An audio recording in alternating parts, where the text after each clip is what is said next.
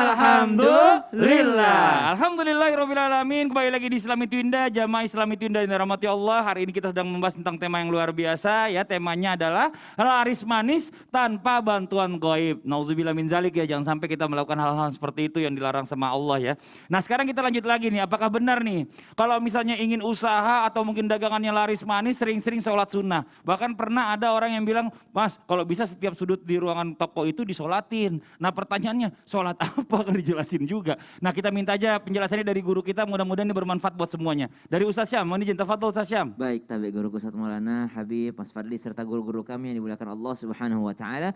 Ba'da an naqul a'udzu billahi minasyaitonir rajim. Ya ayyuhalladzina amanu ista'inu bis-sabri was-salah. Innallaha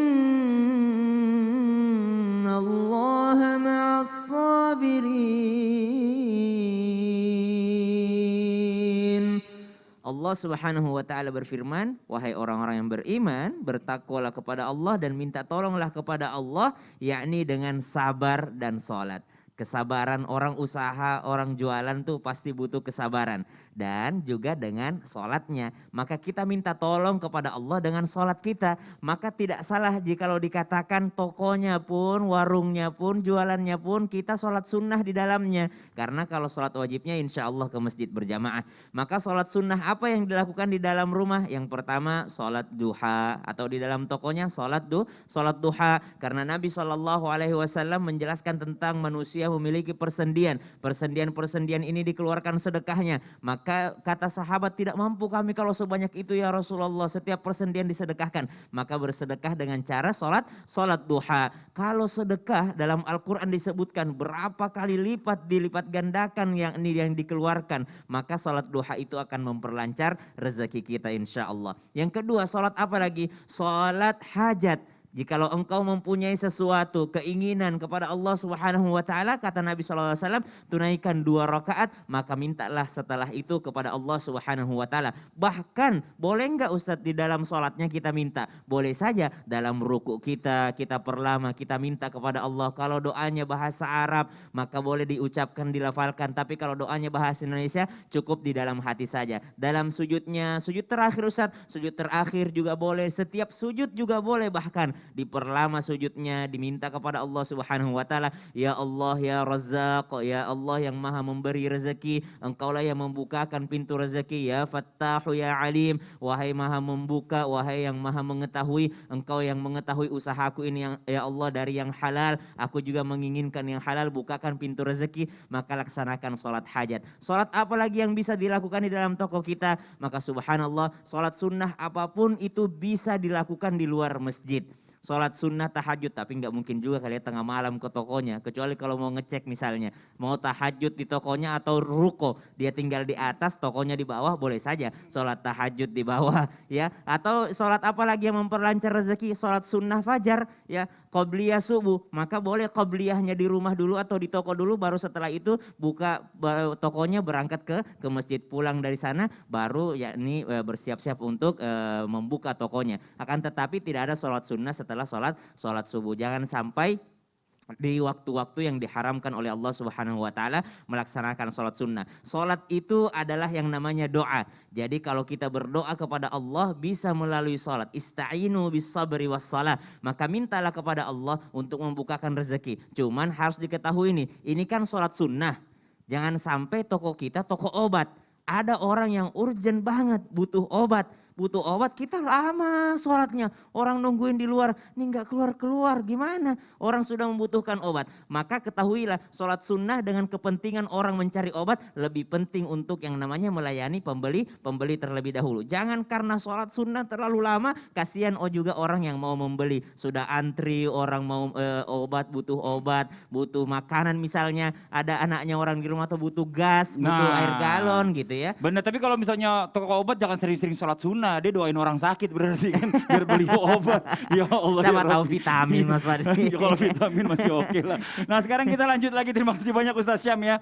Ini banyak banget cara orang promosi nih, kadang-kadang kalau kita lihat di sosial media atau mungkin di handphone kita ada yang broadcast jualan. Di sosial media kita lagi posting apa gitu ya, orang lagi pada ngedoain tiba-tiba yuk mampir yuk ke toko kita yuk gitu ya kan. Nah ini gimana nih Beb nih, mohon izin penjelasannya. Ini dagangannya berkah gak nih kalau misalnya kita kesel gitu ya kan. Apa jadi haram dagangannya, mohon izin penjelasannya Beb.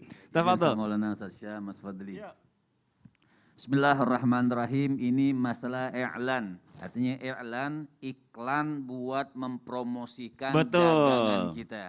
Jadi ada iklan yang memang artinya promosi yang memang kenyataan. Ada dua nih, ada promosi yang tidak kenyataan. Seperti promosi kenyataan, seperti di dalam Nabi Allah Yusuf alaihissalam. Itu kan beliau mengiklan, sebenarnya orang memuji diri nggak boleh.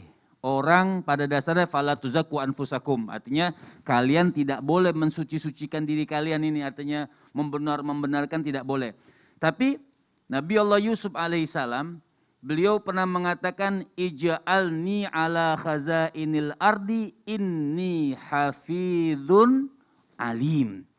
Nabi Yusuf ketika dalam kerajaan lagi kisruh karena ada maslahat, jadi boleh promosi mempromosikan kita punya barang, ini dikiaskan boleh kalau memang betul-betul manfaat atau maslahatnya itu betul. Seperti Nabi Allah Yusuf mengatakan, jadikan aku bendahara kerajaan, ini hafidhun alim, karena memang aku ini punya pengetahuan dan aku jujur. Ahlinya. Kata Nabi Allah Yusuf. Misalnya ini salah satu contoh misalnya Mas Fadil ini. Ada contoh. Bib, ada contohnya ini dia nih. nih. Permisi Kak, saya ingin numpang nanya nih. Ada yang mau tahu caranya supaya nurunin berat badan tanpa harus diet ribet? Enggak katanya. Oh iya. Lemak air kok canda sedot lemak, pakai aja produknya, jadi suplemen bukan obat, terbuat dari bahan herbal alami yang pastinya aman dan bebas efek samping, cocok juga buat yang punya penyakit lambung atau bahkan memulihkan lambungnya seperti semula. Ini kadang-kadang biasanya yang nanya dia sendiri, jawab dia sendiri nih biasanya. Ya, beda akun aja gitu. Nah artinya kan ini salah satu contoh, salah satu contoh. Kalau misal kenyataan seperti Nabi Allah Yusuf diajakin dan memang maslahat pada saat itu mempromosikan dia harus jadi bendahara. Nah begitupun barang. Tapi tidak boleh juga mempromosikan itu berlebihan dengan barangnya.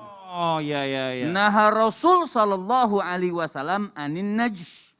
Nabi sallallahu alaihi wasallam melarang itu mempromosikan suatu barang itu dengan berlebihan. Oh ini barang bagus cuma ada di akhirat doang, di dunia nggak ada misalnya. Astagfirullahaladzim. Artinya mati dulu tuh baru dapat tuh barang. Iya artinya sudah paling hebat sudah barang dia itu tidak boleh. Tapi kalau ada maslahat misalnya dijabarkan sama dia. Ini seperti ini, seperti ini, seperti ini, seperti ini. Tapi dengan syarat ada maslahat dan betul. Nggak masalah, arti memuji barangnya boleh tapi dengan sesuai kenyataan. Ini kan kadang-kadang enggak. Yang kedua yaitu adalah memuji barangnya berlebihan tapi ada unsur penipuan. Nah di situ jadi dia mempromosikan ada unsur hanya ingin yang penting barang yang laku. Pokoknya barang ini 100%, bahkan bukan 100%, 101. Lebih dong bro. Iya bahkan artinya dengan barang itu sangat hebat. Nah ini yang memang kurang bagus. Tapi kalau memang sesuai kenyataan boleh. Dan juga broadcast boleh aja sebenarnya. Tiap hari itu orangnya nggak ikhlas gimana tuh? Iya makanya artinya kita harus paham waktu-waktunya. Oh. Ini jam 1 malam broadcast misalnya kan orang mau tidur mau apa. Nah itu yang kurang bagus. Jadi boleh promosi yang penting sesuai kenyataan ada maslahatnya, yang tidak boleh tidak ada penipuan. Tidak ada penipuan. Masya Allah. Jazakallah khairan kasiran. Makasih banyak Bib atas penjelasannya. Nah sekarang nih kita mencoba menjawab pertanyaan-pertanyaan yang masuk nih. Yang ada di sosial media Islami Tunda. Kalau gitu langsung aja kita masuk ke segmen Tanya Dong Ustadz. Kami semua tanya dong Ustaz. Oke, langsung aja kita masuk ke pertanyaan yang pertama dari Instagram dari @tantri_putri_aufa. Assalamualaikum warahmatullahi wabarakatuh. Ustadz mau bertanya dong, tolong dijawab. Ya iya, ini lagi mau ditanya, bacain. Saya baru saja memulai usaha dagang, tapi belum punya langganan banyak. Padahal ada yang buka usaha bareng dengan saya, tapi usahanya rame dan gak pernah sepi. Pertanyaan saya, apa dosa-dosa kita di masa lalu itu berpengaruh dengan rezeki kita di masa sekarang? Jadi kadang suka mikir, apa saya atau suami dosanya terlalu banyak sehingga berpengaruh ke rezeki? Atau ada solusi lain yang agar usaha saya bisa rame, Ustadz? Wah, ini Ustadz Maulana mau izin dijawab, Ustadz Maulana. Tafadhol. Baik, bismillahirrahmanirrahim. Terima kasih banyak pertanyaannya. Ini luar biasa sekali karena bisa jadi pertanyaannya juga mewakili orang-orang yang lagi berdagang, Betul. yang lagi ibaratnya kenapa sih yang lain rame aku nggak rame? Yang pertama bisa jadi ini penghalang rezeki disebabkan karena dosa. Salah satu membuat ibaratnya membuat rezeki itu terhambat karena adanya dosa. Jangankan ada dosa, kesalahan sedikit pun itu biasanya orang tidak mau datang. Ih, pernah saya belanja di situ, salah-salah cara ngitungnya. Nah, tuh, jadi bisa jadi seperti itu. Nah, pengalaman inilah yang biasa bisa orang jadi trauma untuk hadir. Makanya betul kata Habib, ini bagian dari promo dan sebagainya, kebaikan dan Yang kedua, perbanyak taubat. Nah, tapi tadi kalau sudah mengakui adanya dosa itu bagian daripada pintu taubat. Karena banyak orang berdosa tapi tidak sadar kalau dia melakukan dosa. Nah, ini sudah bagus tadi. Apakah ini gara-gara dosa saya? Kalau begitu cepat-cepatlah bertaubat. Nah, kata tobat ini luar biasa, artinya kembali. Dan tobat ini ada berjanji dan memperbaiki diri. Dan yang terbaik lagi, usahakan buatlah kebaikan-kebaikan. Masya Allah, itu dia ya. Jadi kalau kita buat kebaikan, pelayanan diperbagus. Betul. Ya, walaupun banyak penjual, tapi kita ada servis yang memuaskan buat pelanggan kita. Nah itu kadang-kadang memang penting banget dan jarang dipikirkan ya. Iya, betul. Ya itu yang bikin beda kita dengan toko lain. Jadi pas Pembeli giliran datang, adalah raja. Masya Allah. Terima kasih banyak Ustadz Maulana. Buat Mbak Tantri mudah-mudahan sudah terjawabkan. Dan kita masuk lagi ke pertanyaan yang berikutnya. Dari Instagram dari @sugeng.prasetyo. Assalamualaikum Ustadz. Mau nanya, apabila kita minta suatu amalan atau syariat kepada kiai supaya usaha kita atau dagangan kita lancar atau laris manis. Terus kiai tersebut memberikan suatu amalan atau raja, terus kita pergunakan, itu termasuk perbuatan syirik atau dosa apa tidak? Wah nih terima kasih, ini agak panjang nih, jadi jawabannya harus agak jelas nih Ustadz Syam nih. Ada sesuatu yang dititipkan Pak Kiai. Bismillahirrahmanirrahim. Kalau amalannya masih sesuai syariat Islam seperti tadi, sholat sunnah, kemudian misalnya kata kiainya masuk toko baca Al-Fatihah, baca Al-Ikhlas, baca Al-Falaq 1 kali, Al-Ikhlas 3 kali, Al-Falaq 1 kali, An-Nas 1 kali, Ayatul Kursi 1 kali, maka subhanallah ini adalah amalan-amalan yang bagus untuk kita lakukan. Termasuk di antara zikir pagi juga, masuk toko jangan lupa sholat sunnah duha di dalamnya. Maka amalan ini amalan yang bagus sekali untuk kita lakukan. Atau misalnya dikasih jimat ya, jimatnya berupa apa? Oh ternyata ada kalimat la ilaha illallah, yang penting jangan taruh dompet ya. Kalimat la ilaha illallahnya ditaruh di tempat yang tinggi, dimuliakan, maka itu bagus. Kan yang sekarang gampang banget orang mengkafirkan, memusyrikkan orang lain. Orang cuma punya kalimat la ilaha illallah. Orang kafir bisa jadi mukmin gara-gara kalimat la ilaha illallah. Masa orang mukmin punya kalimat la ilaha illallah dianggap kafir? Jangan sampai seperti itu. Jangan sampai kita memusyrikkan orang lain. Ada kaligrafi, dikasih amalan kaligrafi, tulis ini, wa may yattaqillaha yaj'al lahu makhraja wa yarzuqhu min haitsu la yahtasib. Ayat 1000 dinar. Kalau tulis ayat ini jangan lupa tulis artinya, karena artinya luar biasa. Bertakwalah kepada Allah, maka Allah kasih rezeki yang tidak terduga-duga. Maka yang punya toko juga selalu fokus, saya harus bertakwa, saya harus bertakwa, saya harus bertakwa. Bukan karena tulisannya, tapi karena mengamalkan isi ayatnya. Masya Allah. Terima kasih banyak Ustadz Syam buat Mas Sugeng ya. Mudah-mudahan jelas tadi dengan jawaban dari guru kita Ustadz Syam. Nah sekarang ada pertanyaan lagi buat Habib nih Bib nih. Sebenarnya nih ya kalau kita bicara masalah laris manis dagangan itu kan kuncinya kan cuma di harga Bib. Nah cuma dalam Islam apa aja sih yang harus diperhatikan ya dalam menentukan harga jual dagangan kita nih Bib? Ya kasih murah dong. Kalau murahan untungnya tipis, rugi dong Bib malahan, gak sesuai sama ini. Anda gimana tuh? Oh gitu ya. Terus Ya udah, gimana? kalau begitu abis ini baru kita bahas. Panjang urusannya nih. Ya udah deh, ya buat yang di rumah nih jangan kemana-mana, siapin catatannya, mudah-mudahan ini bisa jadi amalan buat kita semuanya supaya dagangannya lebih laris ya. Jadi tetap di Islam itu indah. Jamaah, oh jamaah, Alhamdulillah.